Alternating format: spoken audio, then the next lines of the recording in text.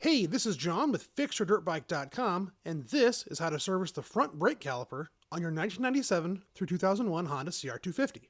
The tools you will need are 12mm socket, torque wrench, 6mm hex wrench, a small pick, a stiff brush, calipers, gloves, shop towels, and safety glasses.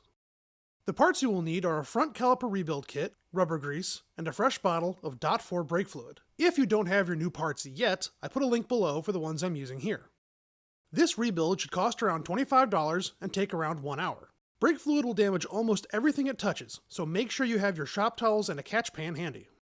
Remove the brake pads, but do not remove the caliper. If you take your caliper off the fork to pump the pistons out of the body, they may not extend evenly and you will play whack-a-piston the whole time. So leave your caliper mounted and use the brake disc as a backstop to make sure your pistons are pumped out evenly. When the pistons have gotten to the brake disc, remove the banjo bolt, then remove the caliper. Make sure to wrap the end of the brake line in a paper towel.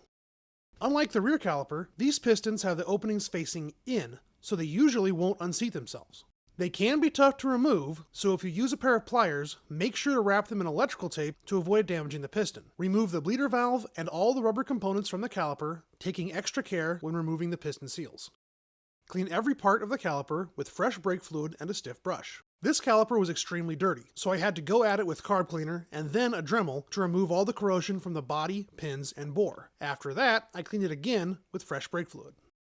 Measure the inside diameter of the piston bore and the outside diameter of the pistons. The piston bore should be no greater than 27.06 millimeters, and the piston should be no less than 26.89 millimeters on the 97 through 2000 model and 26.85 millimeters on the 2001 model. Why the cylinder service limits changed and not the bore is something you'd have to ask Honda. I don't know how, but this caliper was within spec, so it's good to go. Before assembly, take stock of your new parts. I am installing an all-balls rebuild kit that includes a new pin pad, slider boots, bleeder cap cover, Banjo seal washers, and piston seals. Make sure to match the old parts with the new ones so you don't throw away something you need. Soak your new parts in fresh brake fluid for 15 minutes before assembly. Give the caliper bore one last wipe just to be safe, then add a final coat of brake fluid for lubrication. Install the piston seals, immediately followed by the pistons. Make sure your pistons are aligned as flat as possible, then install them in a twisting motion. Install the bleeder valve cover, then the bleeder valve. Grease and install the slide pin boots.